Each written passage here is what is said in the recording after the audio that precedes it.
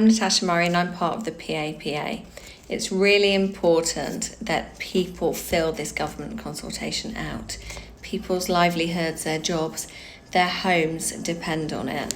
So many people are saying that they're finding it quite hard to fill out because a lot of the terms in there have not really been clarified. So it's quite misleading. I thought the best thing to do would be to do mine and kind of talk you through it. So first, the introduction talks about the rise of the accessibility and affordability of this, 24.5 billion and tax contributions of 6.8 billion. So make no mistake, this industry is worth a lot of money. The sector mainly comprises of small and medium enterprises, and the majority of business owners in the industry are women.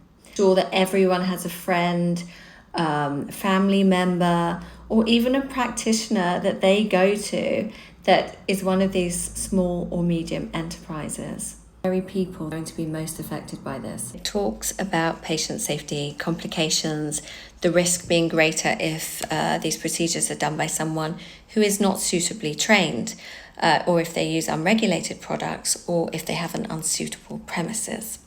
So this regulatory framework places restrictions on who can perform these treatments, these very lucrative treatments. And this is a framework that's really been pushed by the JCCP, who have charitable donations from companies who have financial interest in putting those small and medium businesses, those women, out of business. I'm an individual sharing my professional views. However, you could get your clients, your friends, your family to fill this out as well. Business, and you're going to be affected by this. When we're talking about facial aesthetics, who do we really think about? Is it these people or is it these people? Midwives, policy officials, people who have been asked to fill these forms out. Yet these people, some of them don't even know this is going on. Cosmetic procedures sector as a practitioner administering non-surgical cosmetic procedures, yes. Do I have relevant qualifications specific to working in the non-surgical cosmetic sector? It cost me the best part of 100 grand, and I trained with a maxillofacial surgeon who felt very confident in my abilities that he actually asked me to work with him. And I have plenty of certificates from medic-led and non-medic training. All the normal stuff, was I born a woman, etc. The answer is yes. Procedures, what were they? You can pop them in there if you have. Were you happy? Well, I had a procedure done by a doctor that left me with really bad nerve damage. I didn't smile probably for 3 months, probably 12 months, until it really resolved. And there's this misconception that if you go to a doctor, you're going to be safe. But did you know that they don't learn this in a nursing degree? They don't learn about aesthetics. To what extent do you agree or disagree that we should set out in regulations that high risk should be restricted to qualified and regulated healthcare professionals only? I'm going to strongly disagree to this. So that healthcare professional does not mean more experience. Like healthcare practitioners versus non-healthcare practitioners, accounting for experience and for success, and the people who do these procedures that are bloody good at them, that even train medics in these procedures. I disagree with the proposal to amend CQC regulations to bring the restricted high-risk procedures into CQC scope of registration. I believe that we should all have licensing from the council, as is with SPMU and tattooing. Imperative that we perform these treatments in a safe and clinical environment. It talks about a 3-tier system: green, amber, and red. Now this is where the confusion is. Green is the lowest risk and red is supposed to be the highest risk. With the red category, you would have to be a regulated healthcare practitioner. No more experienced, just a healthcare practitioner. Doing these treatments for absolutely years, so highly skilled, and you could be the best in the country, but you wouldn't be able to do them. A healthcare practitioner who maybe you had trained or wasn't as good would be able to do them. The aesthetic practitioner will look at this 3-tier system and know it's absolutely ludicrous by the way they've categorized things. These people that have made this clearly have no idea. I disagree, and also that you realise this is going to have a huge effect on the NHS. The procedures you're allowed to do unsupervised, even if you're an industry expert. But I'll write that in that box. You can write what you like. It gets tricky. So it says that amber procedures, so it's all of these, and much to the surprise of clinics and beauty salons up and down the country, they've got combination of technologies, radio frequency, microneedling, laser.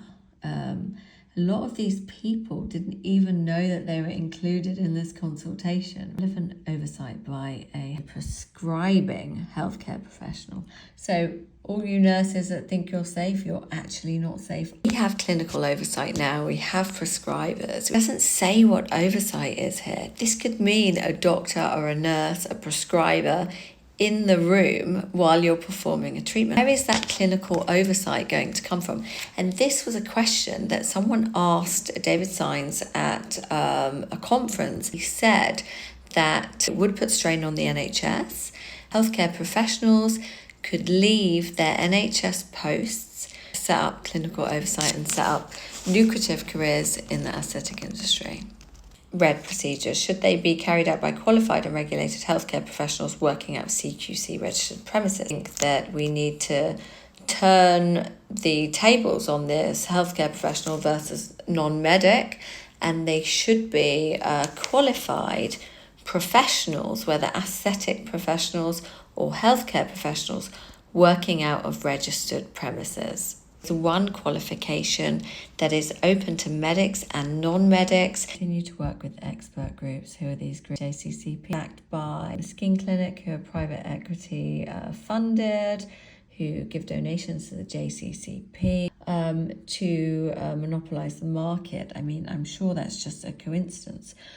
Also, just wanted to say that we do want education, we do want training standards, insurance we have, infection control and hygiene qualifications we have. Not sure what that's about.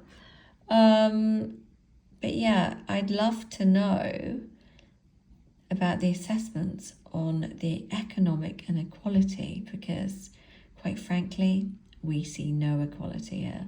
The logical thing to do would be to have licensing, approved qualifications, non-medics and medics. Everyone should be trained to the same standard.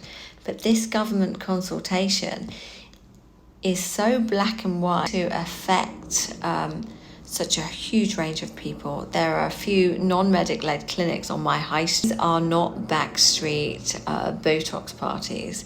There are bad practices, non-medic and medic, across the board. Focus less on a healthcare practitioner, aesthetic practitioner. We need to focus on the good and the bad. We need to promote the equality that the JCCP constantly talk about in their mission statement. No to clinical oversight. I say no to the traffic light system. Yes to supporting small and medium enterprises. Yes to supporting women. Equality, equal opportunity as stated on the JCCP website. Yes to council licensing, to regulated products, to prescribers, but I am going to say no to this government consultation.